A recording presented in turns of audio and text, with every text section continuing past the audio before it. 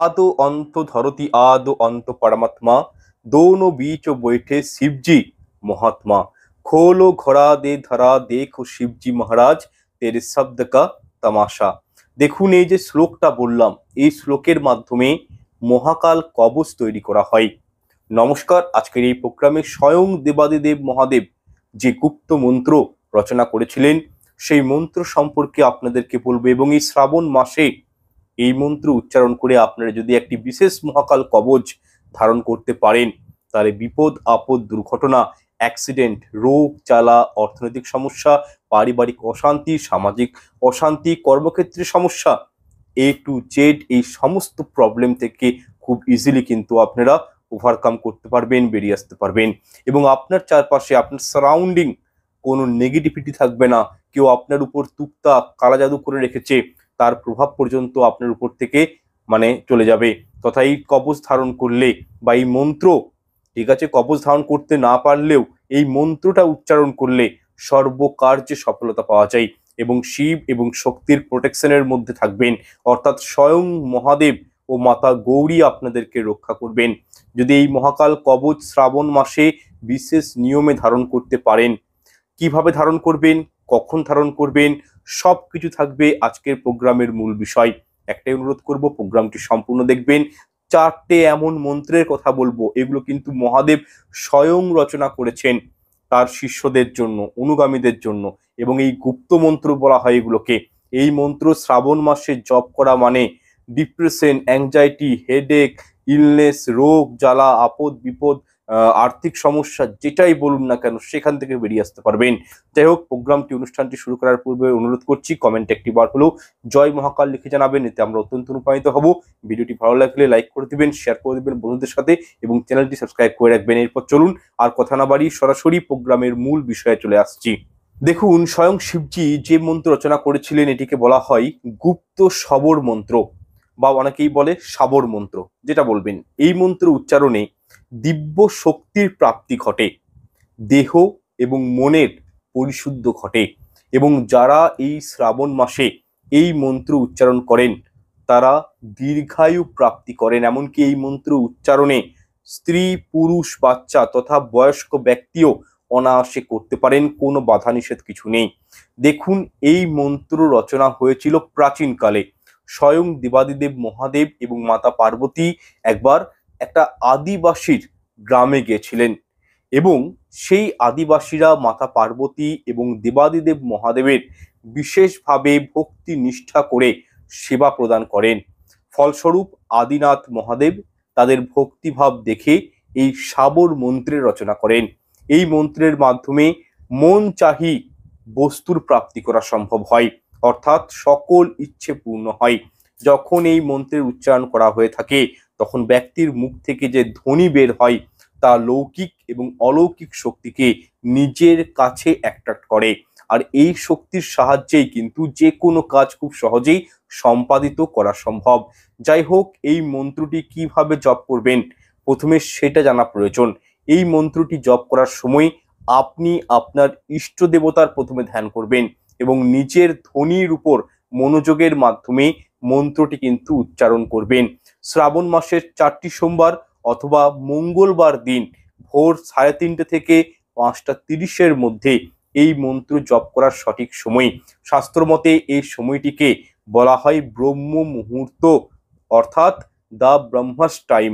তো এই সময়ে কিন্তু প্রত্যেকটা দেবদেবী, ঠিক আছে, তারা নিজের নিজের শক্তিতে অত্যন্ত জাগ্রত অবস্থায় থাকেন।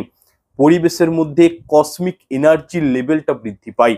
তবে অবশ্যই শুদ্ধ বস্ত্র পরে শুদ্ধ মন নিয়ে আপনারা কিন্তু এই মন্ত্রটি জপ করবেন একমাত্র ব্রহ্ম মুহূর্তে।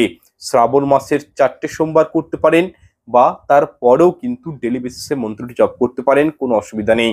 এই মন্ত্রটি কিভাবে জপ করবেন বা কটা এরকম মন্ত্র রয়েছে গুপ্ত মন্ত্র, সেগুলো এরপর আপনাদেরকে জানাচ্ছি। দেখুন, আপনি যখন শুদ্ধ বস্ত্র স্নান করে শুদ্ধাচার হয়ে আপনার ঘরের শিবলিঙ্গের পাশে বসে মন্ত্রটি উচ্চারণ করবেন, অলওয়েজ আপনার ফেস, আপনার মুখ থাকবে উত্তর দিকে, ঠিক আছে, এবং ধূপ এবং ঘিয়ের একটি প্রদীপ জ্বালাবেন এবং আপনার বাড়ির ঠাকুর ঘরে যে শিবলিঙ্গ রয়েছে সেই শিবলিঙ্গের সামনে বসে এই মন্ত্রটি কিন্তু উচ্চারণ করবেন।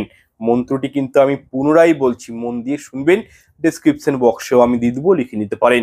প্রথম মন্ত্রটি হচ্ছে আদো অন্ত ধরতি, আদো অন্ত অন্ত পরমাত্মা, दोनों बीच बैठी शिवजी महात्मा, खोलो घरा दे धरा देखो शिवजी महाराज तेरे शब्द का तमाशा। এইটুকুনটি লাইন, ঠিক আছে। এটা একটা সংস্কৃত মন্ত্র ছিল, কিন্তু যখন এই মন্ত্র শিবজি রচনা করেন সেই আদিবাসীদের জন্য, তারা কিন্তু বলেছিলেন যে আমরা সংস্কৃত জানি না প্রভু, আমাদের মতন সহজ ভাষায় মন্ত্রটি প্রকাশ করুন। তো তখন উনি এই মন্ত্রটি কিন্তু ওনাদেরকে দিয়েছিল। শুধুমাত্র এই মন্ত্রটি আপনারা 108 বার জপ করবেন, উত্তর দিকে মুখ করে, সামনে একটি প্রদীপ জ্বালিয়ে, শ্রাবণ মাসের 4টি সোমবার এই মন্ত্রটি জপ করবেন। এর সাথে আরো 4টি মন্ত্র রয়েছে, সেগুলো কিন্তু 108 বার করে পাঠ করবেন। নাম্বার 1, ওম পশুপতায় নমঃ। এই মন্ত্রটি দেখুন, এই মন্ত্রটি জপ করলে মহাদেব পশুপতিনাথ রূপে সমস্ত কার্মিক ব্লকেজেস, প্রবলেম দূরীভূত করেন জাতক এবং জাতিকার জীবন থেকে, এবং রিলেশনশিপ বেটারমেন্ট করেন, অর্থাৎ পারিবারিক সম্পর্কতে মধুরতা নিয়ে আসে, লাভ রিলেশনশিপে মধুরতা নিয়ে আসে, দাম্পত্য জীবনে কিন্তু যে স্ট্রাগলগুলো থাকে, যে প্রবলেমগুলো থাকে, সেখান থেকে আপনারা কিন্তু বেরিয়ে আসতে পারবেন। নাম্বার 2, ওম সোমায় নমঃ। এই মন্ত্রটি জপ করলে সোমনাথ রূপে প্রভু শিবজি জাতকের জীবন থেকে অ্যাংজাইটি, ডিপ্রেশন তথা দুঃখ কষ্টের নাশ করেন। নাম্বার 3, ওম রুদ্রায় নমঃ। এই মন্ত্রটি জপ করলে ভগবান রুদ্র অবতার রূপে যে কোনো প্রকারের নেগেটিভ এনার্জি, ব্ল্যাক ম্যাজিক, তুকতাক তথা হিংসা, ক্রোধ তথা কোর্ট কেস কাচারি ও ক্রনিক ডিজিজ ও গোপন শত্রু নাশ করে থাকেন। 4 নম্বর মন্ত্রটি হচ্ছে ওম হ্রিং শিবায় নমঃ। এই মন্ত্রটি জপ করলে সমস্ত মনের ইচ্ছে পূর্ণ হয়, অর্থাৎ মিরাক্কেল হয়। নাম্বার 5, ওম শূলপাণি নমঃ শিবায়। এই মন্ত্রটি হলো ভগবান শিবের উদ্দেশ্যে একটি প্রণাম ও প্রার্থনা মন্ত্র, যেখানে তার শূলপাণি রূপকে সম্মান জানানো হয়, এবং এই শ্রাবণ মাসে দেবাদিদেব মহাদেবকে এই মন্ত্র দ্বারা কিন্তু অভিহিত করা হয়। সুতরাং ছোট্ট একটি দ্রষ্টব্য দিচ্ছি, যারা শিব মন্দিরে গিয়ে শিবজির অভিষেক করবেন, তখন ওম নমঃ শিবার বলার বদলে আপনারা কিন্তু এই মন্ত্রটিও জপ করতে পারেন। মন্ত্রটি হচ্ছে ওম শূল পানি নমঃ শিবায়। এই মন্ত্রটি কিন্তু জপ করতে পারেন। আচ্ছা, এখানে কয়েকটি বিষয় রয়েছে।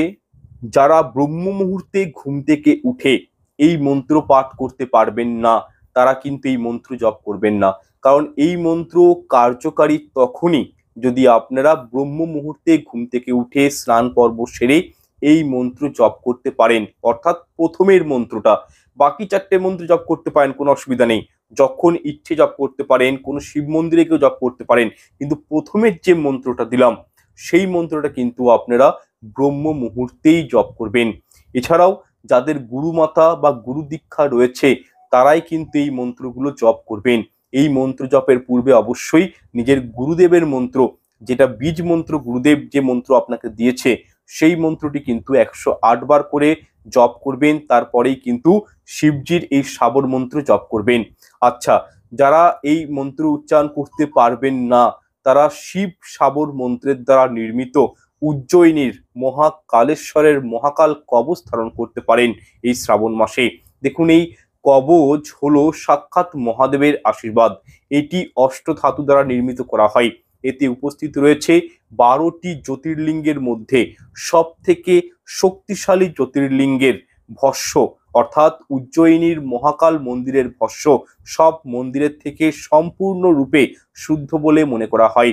এমনকি মহাদেবের সব থেকে বড় ভক্ত যারা হন, অর্থাৎ নাগা সাধুরা, ঠিক আছে, অঘরীরা, নিজেদের শরীরে কিন্তু এই ভস্য লাগিয়ে থাকেন, যা এই মহাকাল কবচে ব্যবহার করা হয়, এবং এই কবচ আপনি আপনার গলায় ধারণ করতে পারেন। দেখুন, এই কবচ ধারণ করলে আপনাদের ভিতরের সমস্ত নেগেটিভ এনার্জি কিন্তু শেষ হয়ে যাবে।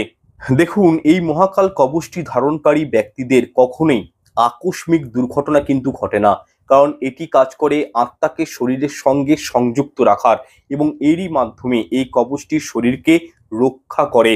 তার আত্মাকে পরিশুদ্ধ করে যারা এই কবচ ধারণ করে। শুধু তাই নয়, এই কবচ যারা ধারণ করেন তারা ভয়ঙ্কর থেকে ভয়ঙ্কর রোগের হাত থেকেও রক্ষা পেয়ে থাকেন প্রভু কালেশ্বরের অনুগ্রহে। এছাড়াও যে ব্যক্তি এই মহাকাল কবচটি ধারণ করেন তার উপর কোনরূপ কালো শক্তি বা তন্ত্রমন্ত্রের খারাপ প্রভাব কিন্তু পড়ে না। এটির প্রভাবে আপনাদের মস্তিষ্কে পজিটিভ চিন্তাভাবনা এনে দেয়, যার কারণে আপনি সবসময় সব রকম কাজে সফলতা লাভ করে থাকবেন। এরই সাথে মহাদেবের আরো একটি আশীর্বাদ আছে এই কবচটিতে, তা হলো পঞ্চমুখী রুদ্রাক্ষের শক্তি, যা আপনাদেরকে ভিতর থেকে অনেক মজবুত বানিয়ে দেয় এবং আপনার আত্মবিশ্বাসকে অনেকখানি বাড়িয়ে দেয়, যার ফলে কোনো ইন্টারভিউ বা যে কোনো পরীক্ষায় খুব সহজেই সফলতা প্রাপ্ত হয়। যাই হোক, এই মহাকাল কবচ বিশেষ 3টি উপকরণ দিয়ে তৈরি হয়। নাম্বার 1 ত্রিশূল, নাম্বার 2 ডামরু, নাম্বার 3 রুদ্রাক্ষ। দেখুন, আপনারা যদি এই কবচ প্রাপ্তি করতে চান তাহলে আজকের দিনে অনেক ওয়েবসাইট রয়েছে বা অনলাইন প্ল্যাটফর্ম রয়েছে, সেখান থেকে সার্টিফাইড কালেশ্বর উজ্জয়িনীর মহাকাল মন্দিরের এই কবচ আপনারা কিন্তু অর্ডার দিয়ে গ্রহণ করতে পারেন শ্রাবণের 4টি সোমবারে। তথা এই মহাকাল কবচ ডামরু, ত্রিশূল এবং রুদ্রাক্ষের সমন্বয়ে সৃষ্টি। এই 3টি উপকরণ কেন ব্যবহার করা হয় এই কবচটি তৈরির ক্ষেত্রে, তার কারণ একটাই, এই 3টে বস্তু সর্বদাই প্রভু শিবজির সাথেই থাকে এবং প্রভু শিবজির সর্বশক্তি এই উপকরণের মধ্যে প্রতিফলিত হয়।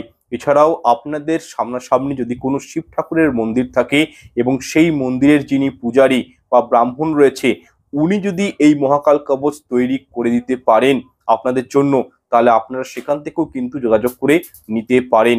দেখুন, মহাকাল কবচ তৈরির ক্ষেত্রে রুদ্রাক্ষ, ডামরু এবং ত্রিশূল যেমন প্রয়োজন, ঠিক তেমনি যে জাতক বা জাতিকা এটি পরিধান করবেন তার নাম, তার গোত্র, তার রাশি দিয়ে এই কবচটিকে অ্যাক্টিভেট করা হয় মন্ত্রের মাধ্যমে, বিশেষ সাবর মন্ত্র দিয়ে।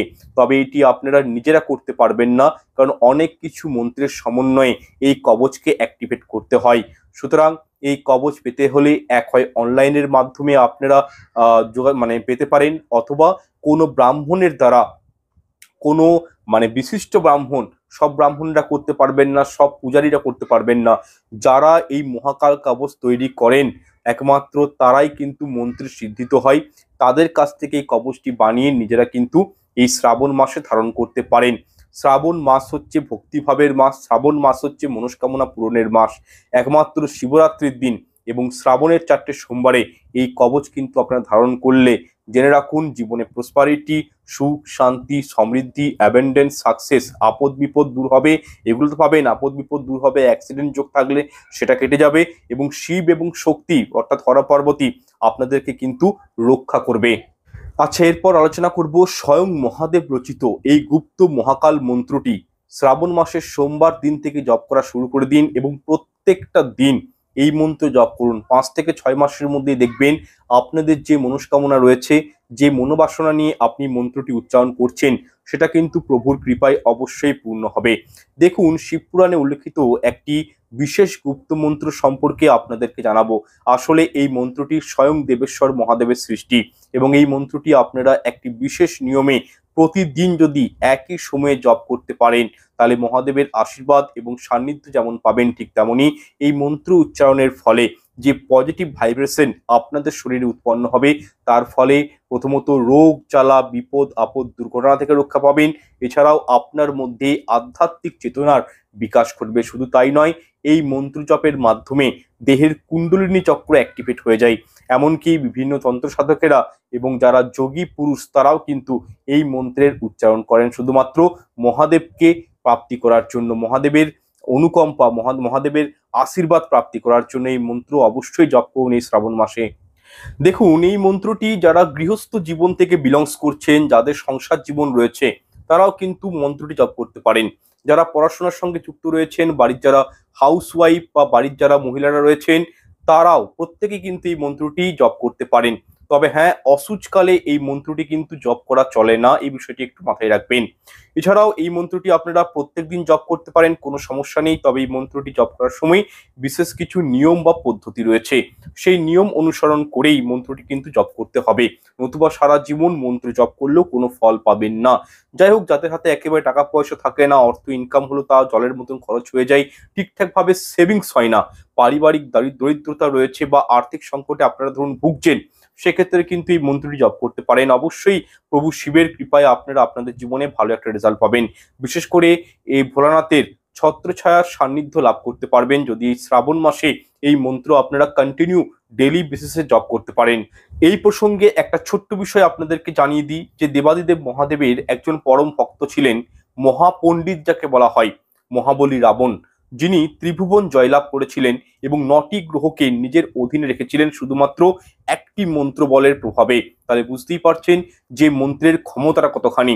আপনারা যদি সঠিকভাবে মন্ত্রকে ব্যবহার করতে পারেন নিজের জীবনে, তাহলে আপনাদের মধ্যে এতটাই পজিটিভ এনার্জি তৈরি হবে, যার ফলে আপনার সমস্ত মনস্বাসনা মনস্কামনা পূর্ণ হতে বাধ্য, জীবনে সুখ শান্তি ফিরে আসতে বাধ্য। যে রকমই দুঃখ কষ্ট থাকুক না কেন, সেখান থেকে আপনি কিন্তু বেরিয়ে আসতে পারবেন, তথা এই মন্ত্রের উচ্চারণে অখণ্ড সৌভাগ্যের অধিকারী হবেন। আচ্ছা, প্রথমে জেনে রাখুন যে শিবপুরাণ অনুযায়ী শিবজি রচিত মন্ত্রটিকে বলা হয় মহাকাল মন্ত্র হিসাবে কিন্তু আখ্যায়িত করা হয়েছে। মন্ত্রটি আমি স্ক্রিনে দিয়ে দিচ্ছি, স্পষ্ট করে দেখে নিতে পারেন এবং কি নোট ডাউন করে নিতে পারেন। যাই হোক, মন্ত্রটি হলো খুব পাওয়ারফুলি মন্ত্র। এই শ্রাবণ মাসে আপনারা কিন্তু মন্ত্রটি জপ করবেন। মন্ত্রটি হলো ওম এং হ্রিং ক্লিং নমঃ শিবায়। এই মন্ত্রটি 108 বার জপ করবেন এবং তার সাথে ওম ঋণ মুক্তেশ্বর মহাদেবায় নমঃ এই মন্ত্রটিও কিন্তু 108 বার জপ করবেন। দুটো মন্ত্রই কিন্তু আমি ক্যাপশনেও দিয়ে দিচ্ছি, ডিসক্রিপশনে দিয়ে দেবো এবং কি ভিডিওর মধ্যেও কিন্তু দিয়ে দিয়েছি। এর ফলে এই যে বললাম ওম ঋণ মুক্তেশ্বর মহাদেবায় নমঃ, এই মন্ত্র জপ করলে কি হয়, ঋণ থেকে মুক্তি পাবেন। যারা অত্যন্ত ঋণে ফেসে রয়েছেন, টাকা পয়সা ধার দিচ্ছেন, টাকা পয়সা ফেরত পাচ্ছেন না, বা হয়তো লোনে জর্জরিত, তারা কিন্তু এই মন্ত্রটি জপ করবেন। আচ্ছা, এরপর প্রশ্ন হলো যে মন্ত্রটি আপনারা কিভাবে জপ করবেন, কখন করবেন।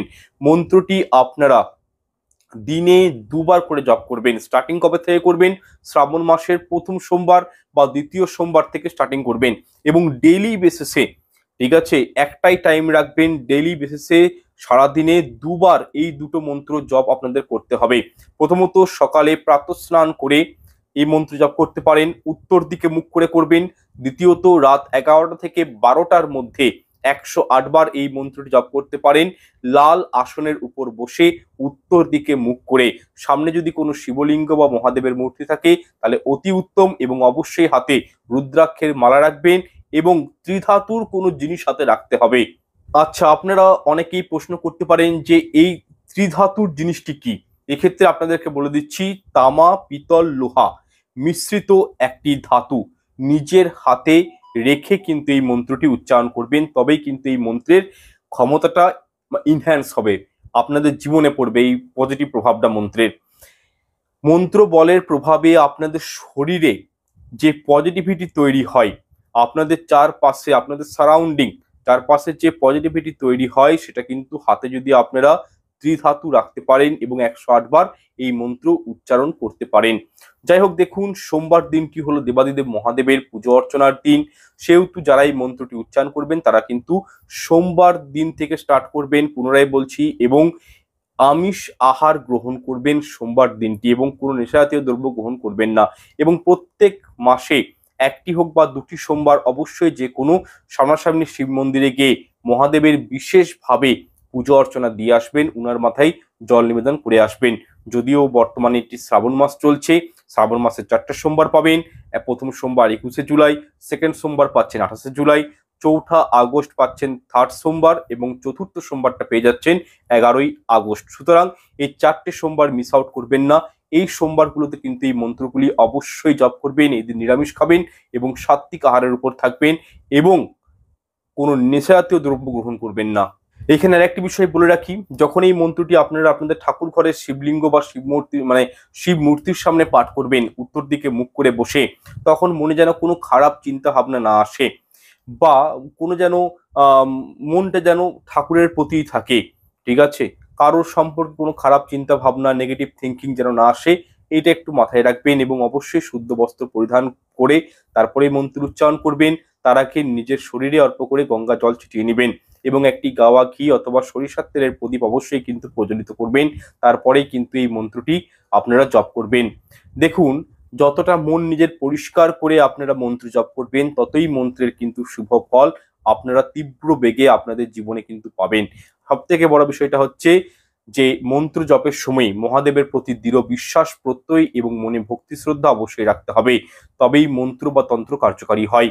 কোনো কারণে মন যদি আপনাদের অস্থির হয়, অসন্তোষ থাকে, বিশ্বাস না থাকে এইসবের প্রতি, তাহলে যতই মন্ত্র উচ্চারণ করুন না কেন, কোনোদিন কিন্তু বেস্ট ফলাফল পাবেন না। এই বিষয়টা মাথায় রাখবেন। সুতরাং নিজের মনকে একাগ্র চিত্র করে, নিজের মাইন্ডকে কনসেন্ট্রেট করে এই মন্ত্র উচ্চারণ করুন। দুটো মন্ত্র দিয়েছি, আপনারা করে দেখুন, চমৎকার রেজাল্ট পাবেন। এই শ্রাবণ মাসে করলে সমস্ত দরিদ্রতা থেকে মুক্তি পাবেন, রোগ জ্বালা থেকে মুক্তি পাবেন, আপনারা আপনাদের অভিষ্ট লক্ষ্যে পৌঁছাতে পারবেন, জীবনে সফলতা আসবে, আর্থিক ব্লকেজেস গুলো দূর হবে, পারিবারিক সম্পর্ক ঠিক হবে। কোনটা হবে না, যেটা চাইছেন সেটাই কিন্তু পাবেন এই মন্ত্র বলের মাধ্যমে। কারণ এইগুলি হচ্ছে মানে স্বয়ং মহাদেবের রচিত গুপ্ত মন্ত্র। এই মন্ত্র উচ্চারণ করে আগেকার দিনের মানুষেরা, আগেকার দিনের ঋষিমুনিরা পর্যন্ত এই মন্ত্র উচ্চারণ করতেন মহাদেবকে লাভের জন্য, মানে মহাদেবের প্রাপ্তির জন্য। সুতরাং এই শ্রাবণ মাসে মহাদেব, মাতা পার্বতী, শ্রী গণেশজি, কার্তিকজি সবাই কিন্তু, নন্দী মহারাজ সবাই কিন্তু ধরাধামে থাকেন। ওনারা দেখেন যে ভক্তরা কিভাবে আমাদেরকে সেবা করছে, আমাদেরকে মন থেকে ডাকছে। তাই অবশ্যই বলবো আপনারা এই মন্ত্রগুলো জপ করবেন। আর একটা ছোট্ট বিশেষ কথা বলে রাখি, যেটা হচ্ছে কি, এই শ্রাবণ মাসের 4টে সোমবার যেটা পাবেন আপনারা, এই 4টে সোমবারে 4টি ঘিয়ের প্রদীপ জ্বালাবেন, যেন প্রদীপটি সারা রাত জ্বলে। প্রভু মহাদেবের উদ্দেশ্যে জ্বালাবেন এবং প্রদীপের মধ্যে 2টো লবঙ্গ, 1টি এলাচ এবং 1টি দারচিনি স্টিক পারলে দিয়ে দিবেন। এর ফলে সুখ, শান্তি, সমৃদ্ধির কোনোটি কমতি হয় না। দেখুন, এই শ্রাবণ মাসে কুবের মহারাজ মহাদেবের জন্য প্রদীপ জ্বালিয়ে রেখেছিলেন সারা রাত। তারপরে মহাদেবের কৃপায় কুবের মহারাজ কিন্তু সমস্ত বিশ্ব ব্রহ্মাণ্ডের, এই জড়জগতের কোষাধ্যক্ষের মালিককে কুবের মহারাজ, ওনার কাছে যে ধন সম্পত্তি আছে আর কারোর কাছে নেই। সুতরাং আপনারা যদি একটি প্রদীপ সামান্য এই শ্রাবণ মাসে জ্বালিয়ে রাখতে পারেন, যদি প্রত্যেক দিন জ্বালাতে পারেন, তাহলে তো বলার কিছুই নেই। যদি অন্তত 4টে সোমবার যদি একটি ঘিয়ের প্রদীপ যেন সারা রাত জ্বলে, এই কন্ডিশন করে রেখে দিতে পারেন শিবলিঙ্গের পাশে উত্তর দিকে মুখ করে প্রদীপটির, তাহলে জেনে রাখুন টাকা পয়সা, সুখ শান্তির কমতি হবে না, জীবনে সর্বসুখের অধিকারী হবেন মহাদেবের ব্লেসিং এ। যাই হোক, প্রোগ্রামটি দীর্ঘায়িত আর করছি না, আর এখানে সমাপ্ত করছি। যদি কোথাও বুঝতে অসুবিধা হয় অবশ্যই কমেন্ট সেকশনে কমেন্ট করে জানাবেন। ঈশ্বর আপনাদের মঙ্গল করুক। নমস্কার।